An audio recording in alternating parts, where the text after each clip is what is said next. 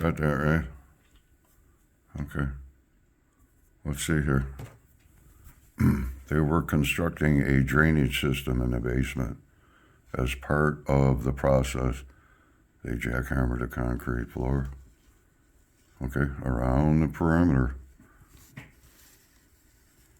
Got that?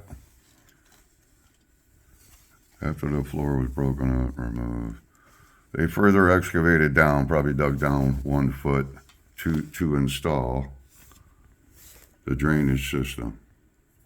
One evening, while the process was ongoing, they were awoken. The basement wall had moved in approximately 2 feet. Yep.